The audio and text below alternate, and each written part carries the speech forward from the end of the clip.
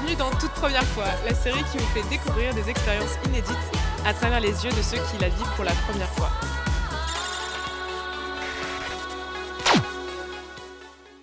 Aujourd'hui, dans Toute Première Fois, je pars avec Miss Cagole Nomade 2024 et 2025 pour tester un stage de survie en forêt.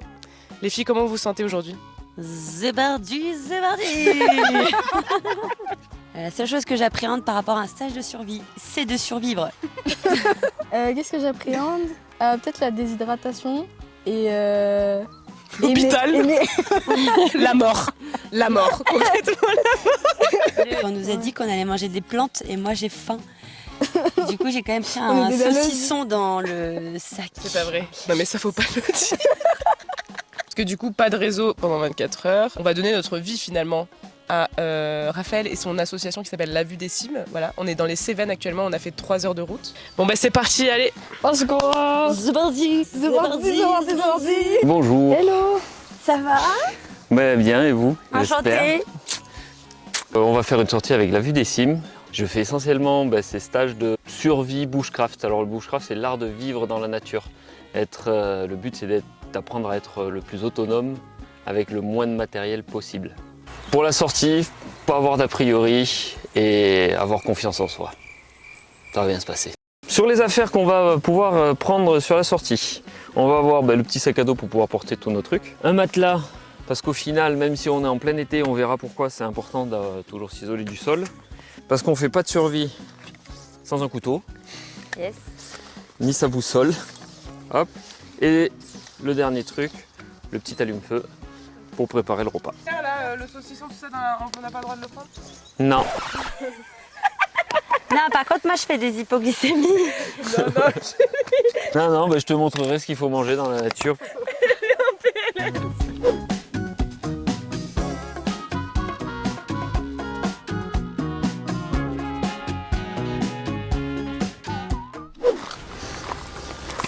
Il y a un petit arbre là qui va être assez intéressant, on va s'en servir pour pas mal de choses. Donc là on a un sapin, vous pouvez prendre quelques aiguilles et les mâcher et me dire du coup à quoi ça vous fait penser. Merci. C'est un dérivé du citron. Eh ben t'as la bonne réponse. Bravo, c'est les nerfs. Tous les conifères vont avoir un goût d'agrumes, plus ou moins prononcé. On en goûtera quelques-uns d'autres pour voir. Il y en a une, parce qu'elle, on va bien la ramasser pour manger. C'est l'Aquilée millefeuille. On va justement récolter ça pour pouvoir les hacher en petits morceaux et on va se faire un pesto avec d'autres trucs. Cette plante, elle a la particularité d'être hémostatique. Elle stoppe les saignements. À savoir que c'était une plante qui était obligatoire dans la trousse à pharmacie des militaires français à la Première Guerre mondiale. Souvent pour les femmes, on les conseille en période de règles. Ça calme. Alors l'ortie, c'est une plante qui est assez magique parce que pour 100 grammes, il y a 20 grammes de protéines. Donc on est plus protéiné que du poulet. Nous, on va pouvoir en ramasser quelques-unes pareilles qu'on va hacher finement, qu'on va mettre dedans notre petit pesto. Ça pique un peu. Vous voyez ces petites fleurs en clochette? Eh ben, si vous voulez tuer quelqu'un, c'est la plante parfaite. C'est juste quand même pour faire la démarche que là on voit pas mal de plantes qui peuvent être comestibles, qui peuvent manger, mais pas oublier qu'au final dans la nature il y a aussi des plantes hautement toxiques. Là lui on va pouvoir s'en servir, on va prendre les jeunes feuilles et vous pouvez en prendre et les mâcher. Vous allez voir au fur et à mesure ça va se transformer en chewing-gum. Alors là, Le chewing-gum des cagoles mais de la nature. il faut se brosser les dents avec, on s'amuse à le passer un peu partout. Et ça décape un peu les dents. Le hêtre, il y a plein d'étapes où on va s'en servir. Les feuilles, elles restent mortes, elles restent très souples. Donc du coup, on peut facilement les utiliser en PQ.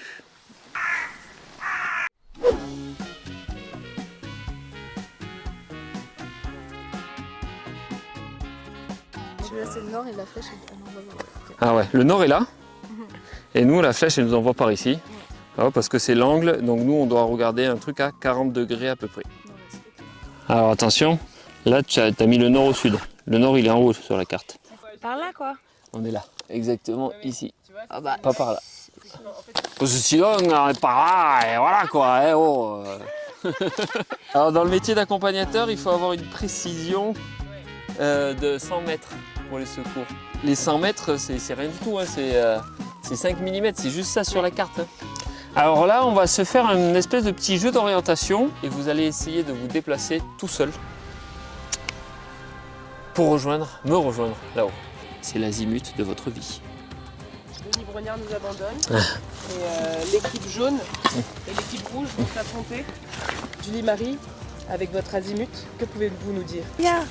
Oh, c'est par là. Moi, j'en peux plus. Selena, elle sait pas utiliser une carte d'orientation. Je pense qu'elle n'est pas faite pour la survie. Moi j'ai voté contre Julie Marie, hein, parce que c'est pas possible. Elle ne fait que coller Denis Brognard. Non mais vraiment, c'est trop. C'est vers là-bas encore? Je crois qu'on est perdu. Tu sais plus où on est là? Comment on va faire? On passe par des chemins bien étroits. Finally! J'y croyais plus les gars. Donc au final, il y a une qui a atterri ici et la suivante qui a atterri presque 100 mètres du coup, un peu plus loin. On va bivouaquer, on va au point de bivouac, Ouais. on va se baigner. On va sur la montagne du Caguefer. Je pense que vous savez ce que ça veut dire, Caguet. Donc on est sur la montagne où il y a du fer qui sort, le Caguefer. C'est magnifique, ça vaut tous ces kilomètres marchés. Bon, par contre, il nous reste quand même juste une étape, c'est qu'on doit traverser pour les bivouaquer. C'est pas les vidéos les plus flatteuses. Oh mon dieu!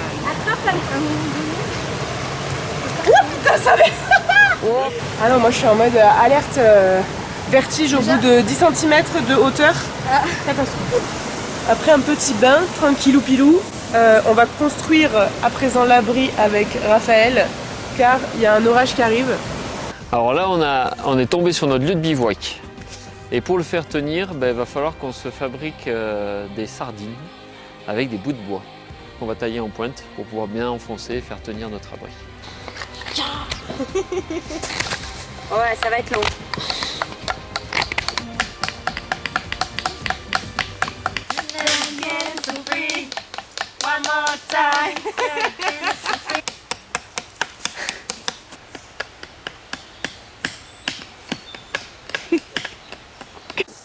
Je vous laisse planter le petit support. Ah bah ça marche bien en fait, hein. Il était assez pointu. Là, on a plein de cordes de tailles différentes. Si jamais on a besoin de plus grand. Hop. Quelques petites explications sur le bivouac. Déjà, est-ce que vous connaissez la différence qu'il y a entre du camping sauvage et du bivouac? La grande différence, c'est que le camping sauvage, c'est le fait de rester plusieurs jours au même endroit. Le bivouac, c'est le fait d'installer son campement et de retirer son campement au coucher et lever du soleil. Et donc de rester moins d'une nuit et d'avoir un abri dit léger, une tente, une bâche, juste le duvet. Sous les bois, il faut savoir qu'un bois de feuillus comme ça s'arrête à peu près 40% de la pluie. Ensuite, en cas d'orage, comme c'est le cas un peu nous en ce moment, on a une suspicion de petit orage. On peut être dedans une forêt, il n'y a pas de problème, même c'est plutôt conseillé. Par contre, il faut des critères particuliers. La forêt, il faut vraiment que tous les arbres soient quasi du même âge. En fait, le point important, c'est que les houppières, les têtes des arbres, soient à la même hauteur. Si on est dans une forêt avec des arbres trop disparates, un très vieil arbre, très grand, des petits, des grands de partout, ça c'est dangereux parce que les plus grands peuvent attirer la foudre. Quand on ne sait pas où on est par rapport aux conditions météo, tout ça, on conseille de mettre les entrées en France direction sud. Parce que généralement, la plupart des vents dominants sont au ouest et donc du coup, on sera balayé sur le côté. Pareil, quand vous savez la météo, par exemple, on va jamais s'abriter au-dessus d'une crête. Si le vent vient par ici, on va plus être sous le vent de l'autre côté qu'au vent ou sur la crête. On va essayer de chercher un endroit comme ça. Allez, Allez, la petite tarte. On va pas aller loin avec ça. Hein. Eh, tu trouves pas que Lisa, elle en fout pas une? Non mais vraiment, regarde. Ça arrive les myrtilles là? Mais purée, t'en as pris tellement. Et voilà, Ben voilà, ça c'est la preuve ça. on donne rien. De ouf. Plus vite hein. Le feu que j'aime bien, c'est en pyramide. On commence à mettre du gros bois et on le fait monter avec du plus petit. Oh putain, merde, j'ai déjà... Ah bah là, t'as tout. J'ai tout niqué? Oui. Fermez la caméra, stop.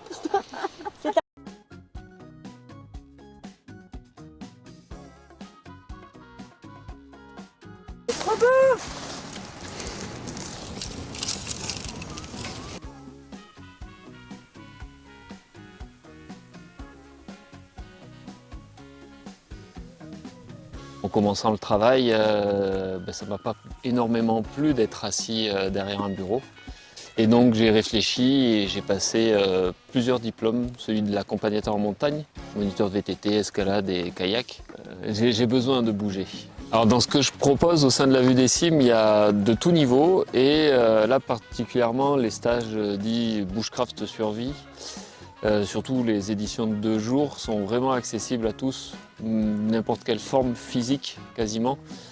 On marche assez lentement, on ne fait pas forcément énormément de kilomètres, c'est pas le but, c'est pas un exploit sportif ou quoi que ce soit.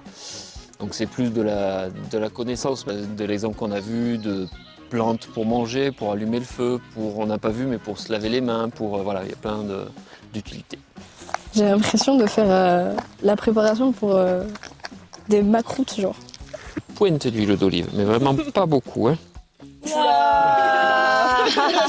Une pointe. Voilà. On rappelle. Et on va prendre une cuillère, au milieu on peut mettre un peu de sel. Et voilà, on a notre petit pesto pour nos pains qui est prêt. Hop là.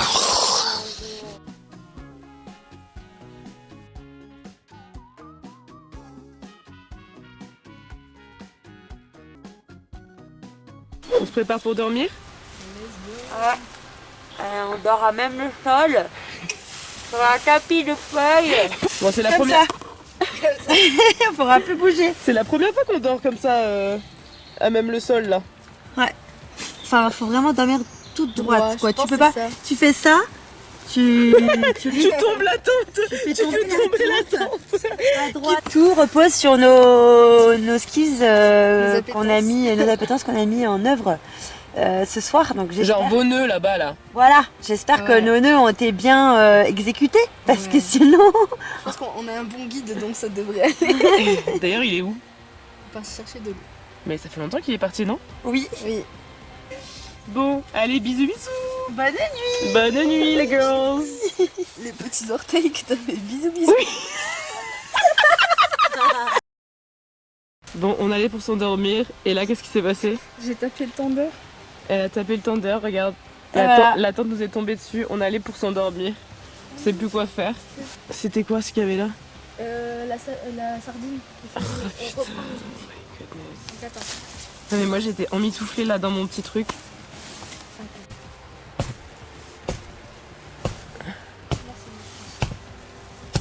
C'est bon. Je vais éteindre parce qu'il y a tous les moucherons qui arrivent là. Je vais garder mon flash. Voilà. Sage décision. Tu auras appris de ce stage. Non mais quand j'ai vu tout tomber sur notre gueule, je me suis dit c'est pas Là, possible. c'est ça, non? Ton soutif est là. Tous ces efforts pour pas grand chose. Parce que vraiment, on était comme ça et tout d'un coup, il y a eu un truc de. Genre, mais qu'est-ce qui se passe? Putain. Secours! Non! Oh putain. À mourir sous la tente, s'il vous plaît. Il est 7h. J'ai mal au dos. Parce que c'est plus de mon âge tout ça. Non, si. J'adore. Et même si j'ai dormi peu, j'ai bien dormi quand même. Voilà. Super expérience, j'ai eu un peu peur des animaux sauvages, des esprits de la forêt. Mais au final tout allait bien parce que j'avais mon super masque Kaggle Dream. N'hésitez pas à en acheter, il est encore disponible. Donc là, on va se moucher avec des feuilles. On va faire le pipi du matin. Ah oui, surtout que hier soir, pour éviter les animaux qui viennent nous rendre visite, j'ai pissé autour de la tente. Apparemment, il fallait faire ça. Voilà. Donc là, on va partir pour le petit déjeuner. Et puis la journée continue, quoi. On est en forme. Donc là, on fait des petits pains au chocolat maison. Avec Selena qui souffle pour que le feu ait un thermostat de 4, c'est bien ça? C'est ça. Et les gars, regardez, j'ai trouvé un womanizer. Incroyable. Génial. le boulot qui rassemble de la savonnelle avec donc les vertus du savon. Nous allons nous laver les mains et on boit et on se lave les mains. C'est pas mal après la toilette, hein.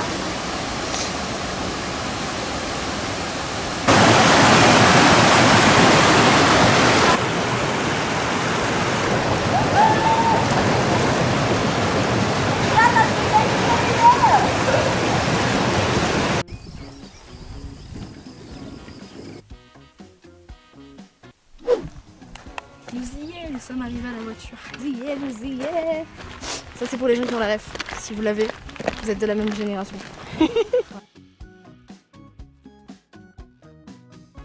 Bon, ça y est, on a terminé nos 24 heures chrono, hein, partie à midi, retour à midi. J'espère que ça vous a plu. Non, franchement, c'était trop bien. Et je finirai sur le visage de Ted. Est-ce qu'il est décédé? C'est une toute première fois réussie. On adore, on va pouvoir retenir tout ce que Raphaël nous a appris, enseigné à 3 cerveaux parce qu'il y avait beaucoup de choses quand même. Moi je trouve qu'on a appris plein de choses. On a pu faire du feu. On a appris plein de plantes qui peuvent être utiles à faire du thé et tout. Franchement c'est trop cool. Et en plus il y a ce truc de dormir dans la nature. La boussole, les nœuds aussi, Ouais, se les rappeler comment tu passes devant, derrière le serpent, le bras mort, le bras vivant, le machin.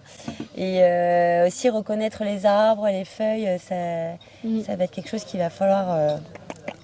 Merci Raphaël. Merci à tous, merci. Denis Brognard. Merci Denis Brognard. On arrive Denis Brognard, on est prête. C'était Toute Première Fois, la série documentaire qui vous fait vivre des expériences uniques à travers les yeux de ceux et celles qui les vivent pour la première fois.